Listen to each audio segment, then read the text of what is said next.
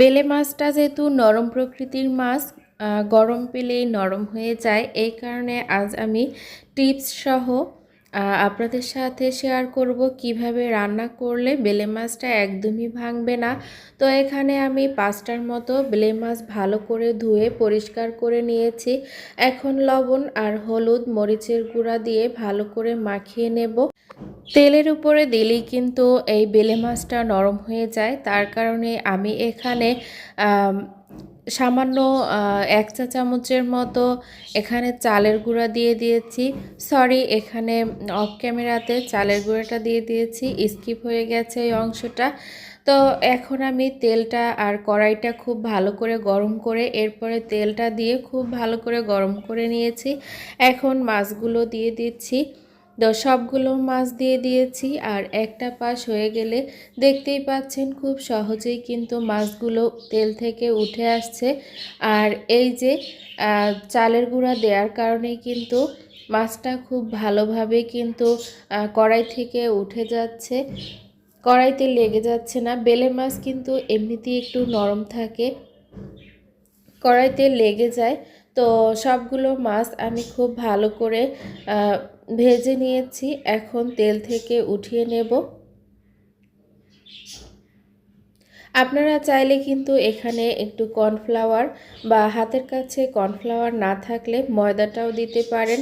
তো আমার কাছে মনে হয় চালের গুঁড়াটা দিলে একটু বেশি ক্রিস্পি হয়।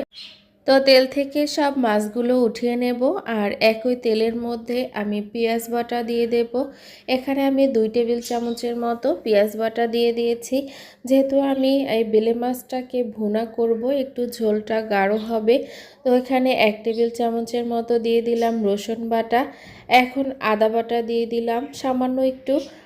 এখন মশলাটাকে কাঁচা মশলাগুলো খুব ভালো করে ভেজে নেব যাতে করে কাঁচা গন্ধটা চলে যায়।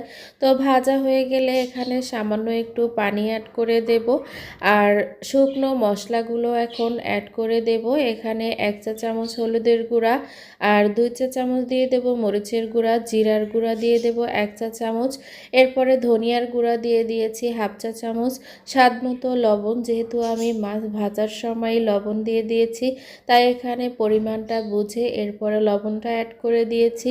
এরপরে এখানে পানি দিয়ে দিয়েছি।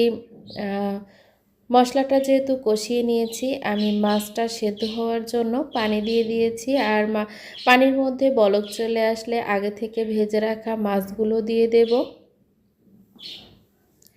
এইভাবে বেলে মাছটা রান্না করে খেয়ে দেখতে পারেন, আমার কাছে অনেক ভালো লেগেছে। আর এখানে আমি ছোট ছোট 2টা টমেটোকে খুবই পাতলা স্লাইস করে কেটে নিয়েছি, এখন মাছের উপর দিয়ে ছড়িয়ে দিচ্ছি। আর এই টমেটো দিয়ে বেলে মাছটা অনেক ভালো লাগে খেতে। আর এখন আমি অনেকটা সময় জাল করে নিয়েছি, যখন ঝোলটা এভাবে গাঢ় হয়ে যাবে তখন চুলাটা অফ করে দেব আর তৈরি হয়ে গেল বেলে মাছের ভুনা। ভিডিওটা আজ এখানেই শেষ করছি। সবাই ভালো থাকবেন, সুস্থ থাকবেন। আল্লাহ হাফেজ।